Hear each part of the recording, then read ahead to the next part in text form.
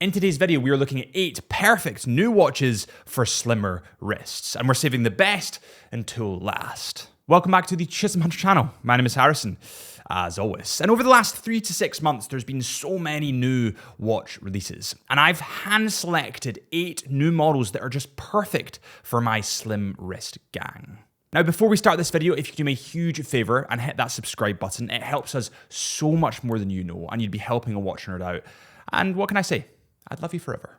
Diving straight into number 1, we have an exciting one. A couple of years ago, IWC released the Engineer, and it came in at 40mm in diameter. And this year at Watches and Wonders, they released a couple of different sizes, a couple of new different sizes. They released a 42mm variant, but they also released a 35mm variant. The 35mm variant of this IWC Engineer comes in a couple of different colors. There's a couple of different styles to choose between. So 1, you have a gold with a gold looking dial. 2, my personal favorite, is this kind of silver dial with a stainless steel bracelet and case. And at 3, you have a black dial with a stainless steel bracelet and case as well. These watches, interestingly, come in at 35.1mm in diameter, so not just 35, but they're still pretty perfect for my slim wrist gang out there. They come in at 9.4mm in height, have a brand new open case back so that you can see straight through to that movement. They have 10 bars of water resistance, come in stainless steel. They also have a date display. They have glass on the front that is secured by displacement via a drop in cabin pressure. Now, essentially what that means is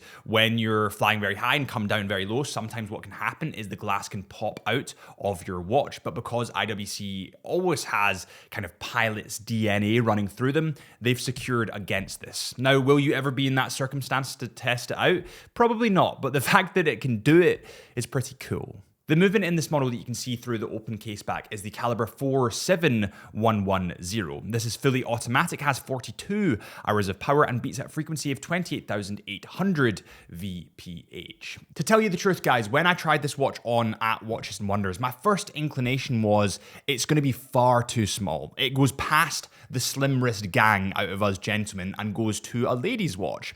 But actually, when I got it on the wrist, it wore beautifully, especially the gold, but more specifically, I think, in terms of my personal favorite, was the stainless steel with the silver dial. I thought it just looked absolutely unbelievable. This IWC model comes in at £8,900, and that's number 1. So let's move on to 2, because that's what comes after 1. Next on the list at number 2, we have a combination of 2 watches from the same brand. I feel like the launch of the Land Dweller kind of dominated the scene, but there was a watch that flew below the radar at Watches and Wonders that is perfect for slim wrist gangs and also just looks so sexy. This is the Rolex 1908. This model comes in at 39mm in diameter, 9.5mm in thickness, so it's absolutely beautifully thin. And I feel like this thinness adds a lot to the character of this watch. It makes it look more dressy and also more appealing for slimmer wrists. I do feel like the closer the watch sits to the wrist, the more of an appeal it has to people with slimmer wrists. This model comes in 18 karat yellow gold, so it's definitely not for the faint-hearted. I mean, it comes in at around about £30,600. The caseback is domed and transparent with anti-reflective coating so that you can see into the movement. And it's also waterproof to 50 meters. The movement in this model is the perpetual mechanical self-winding 7140 manufacturer by Rolex. It's accurate to -2 to +2 seconds a day. It has a bidirectional self-winding rotor, and it also has a power reserve of approximately 66 hours. I just feel like the 1908 was kind of overshadowed by the hype around the Land Dweller, and I can see why. The Land Dweller, to me, is pretty awesome. But it shouldn't have been overshadowed, I don't think, as much as it was, because I think it is absolutely incredible. And that kind of nicely brings me on to the combined number 2, which is the Rolex Land Dweller. The new Rolex Land Dwellers come in at 36mm in diameter or 40mm in diameter. Both of these models have a case thickness of 9.6mm. So they're beautifully thin. They sit really nice and close to the wrist. And I would argue that even the 40mm, the bigger one, would still fit slimmer wrists. To give you guys a kind of gauge, I have 6.5-inch wrists. I gravitated more towards the 40, if I'm totally honest. But I do think that the 36 still probably would have suited. I'm not going to spend too much time on the Land Dweller just because I think it's more of an honorable mention rather than a watch that's actually made this list. But it is epic, and I do think the 36mm or the 40mm would be perfect for slim wrists. Oh yeah, and the Land Dweller comes in at roughly £13,050. Now that watch is pretty expensive, but it is pretty awesome. But the watch that we've got coming up last, honestly, you guys are going to want to stick around for that because it's pretty awesome.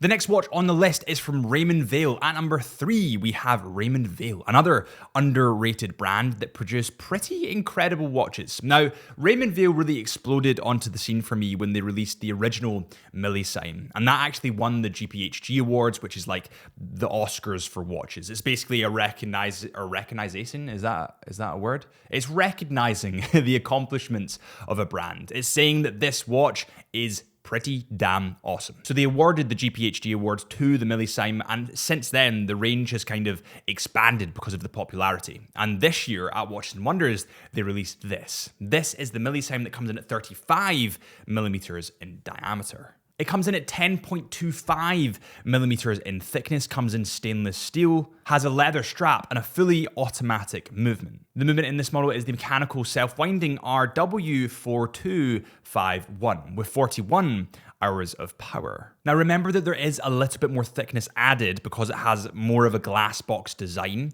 and that gives it more of a vintage flair. Now, I tried this on at Watches and Wonders, and I was pleasantly surprised at how I took it. It was honestly really, really nice. And I think Raymond Weil are such an underrated brand. Let me know in the comments what you think here, but I don't know why more people don't talk about them. It's a little bit like Certina. I feel like Certina and Raymond Weil are my babies that I'm trying to promote as much as possible because people just don't understand how amazing they are. Now, there are a couple of different variations of this model that you can choose between, but specifically, I would go for the one with the grey dial with the green accents. I think that's stunning. And this watch comes in at £1,775. Next on the list is a watch that you guys might kill me for. You might kill me for it, but you can't deny that it looks pretty awesome on a slimmer wrist. This is the brand new TAG Heuer Formula 1 Solargraph. This is a watch model that everybody kind of knew was coming, but it still took us by surprise in a weird way. I mean, before this watch actually came out, TAG started to sponsor the F1. They replaced Rolex and sponsored the F1, which is incredible, which is really cool to see. But they released watch clocks kind of on the F1 track that looked identical to this watch. So we all kind of knew it was coming, but it still was a pretty exciting launch. This watch comes in at 38mm in diameter, hitting that Goldilocks size for most of us watch collectors, and it comes in 9.9mm in thickness. And that thickness is kind of complemented or not as thick because of the solargraph movement. Now, a solargraph movement is essentially a quartz movement, but it charges from any form of light. So it will charge from studio lighting or from, lighting in your house, wherever you might be, or outside in the sun or even cloud. Now, without getting too much into the detail, because I will be here all day, there are so many different variants of this watch to choose between. Now, I've actually made a whole video on the TAG Heuer Solargraph, and I've actually made my point as to why I don't think it's overpriced. A lot of people were coming to me and saying it's overpriced, it's overpriced, it's overpriced, but my argument was, when you look at the hundreds of millions of pounds that it's taken to curate the TAG Heuer brand, actually, I don't think it's as overpriced as people might be thinking.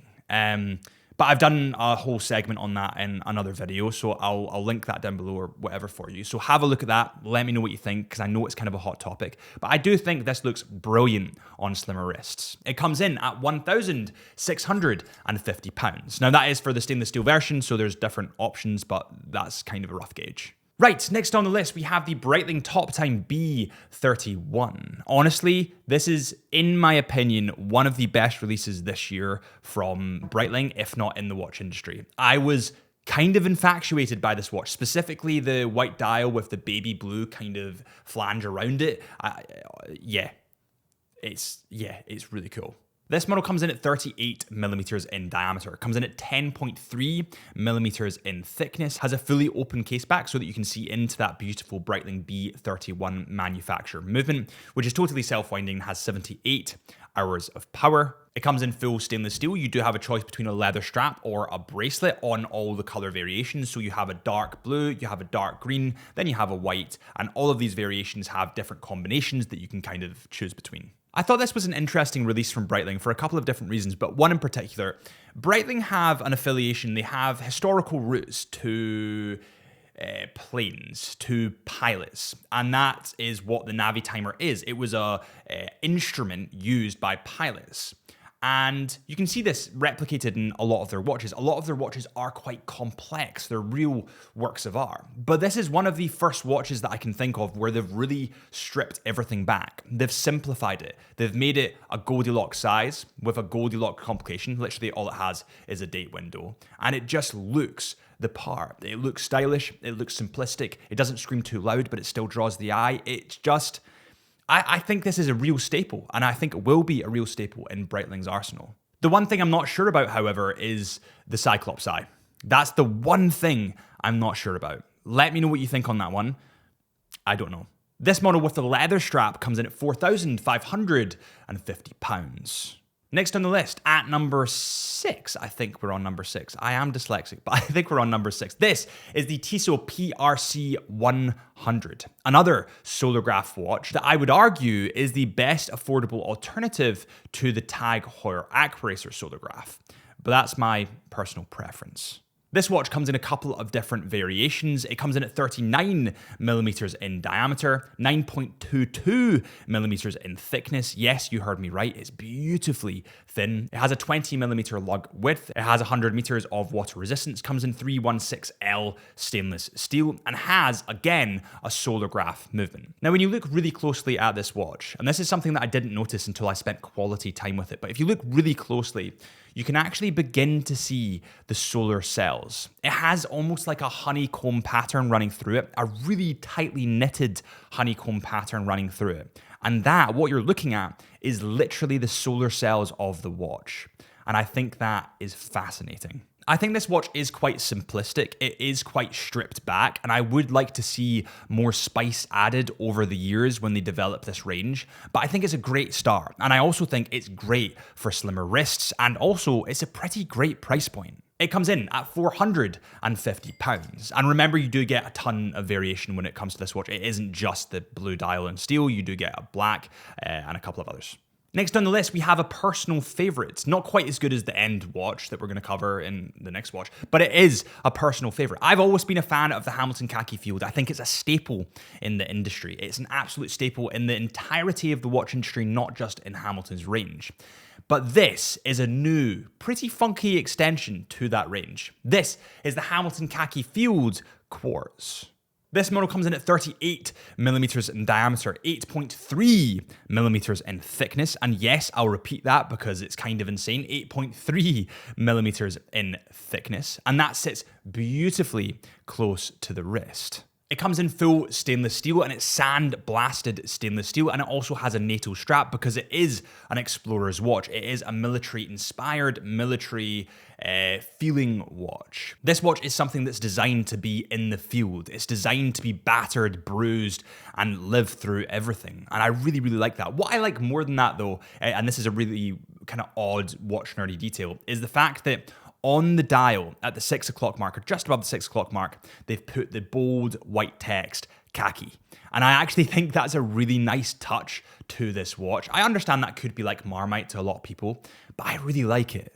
Now, there are a ton of variations as per usual of this watch, and it also comes in at 33 millimeters in diameter, but I would probably go with the 38. I think 33 is maybe a little bit too small, even for us slim-wristed people. This watch comes in at £375. And on that note, it's actually a watch that I want to dive a little deeper on. I think I'm going to do a standalone video on this watch, comparing it to the mechanical khaki field and also the Expedition automatic. I think that'd be a pretty cool comparison and video to do.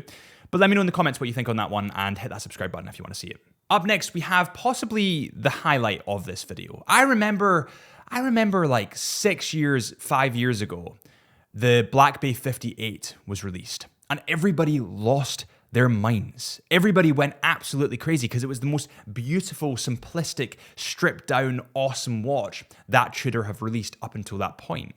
And since then, they've kind of kept expanding the range slowly but surely as Tudor does. And this year at Watches and Wonders, they released this. This is the brand new Black Bay 58 in burgundy. And I actually have a Tudor Black Bay Heritage in burgundy, and honestly, maybe I'm biased, but I think this is such a cool release. Not quite as good as the Black Bay Opaline dial, the Black Bay Pro Opaline dial, because that is probably going to be my next watch, if I'm totally honest, but it was definitely a highlight for slimmer wristed people. This watch comes in at 39 millimeters in diameter, 11.7 millimeters in thickness. It has the caliber MT5400-U, which is COSC and METAS certified movement, and it has 65 hours of power. It's also waterproof to 200 meters and carries a lot of the same DNA, the same styling that we see on the previous Black Bay 58s. Really, it's changed its coat, it's changed its clothing. It is coming in a brand new style with that bright burgundy color. Now, the renders online don't do this watch quite as much justice as I would say in person does. It definitely is a lot darker in person, a lot more muted. It looks a bit too bright in kind of online, but it is that little bit more dark. I just absolutely love how this watch fits, feels and looks, and I definitely think it's one of the highlights of this list. It comes in at £3,820. If you enjoyed this video, please consider hitting that subscribe button to join us on our next giveaway, which is coming very, very soon, or follow our Instagram at Chisholm Hunter Watches, or my Instagram at HB Lifelens, or the podcast, the Into the Mind podcast. Thank you guys so much for watching, and I'll see you guys very soon.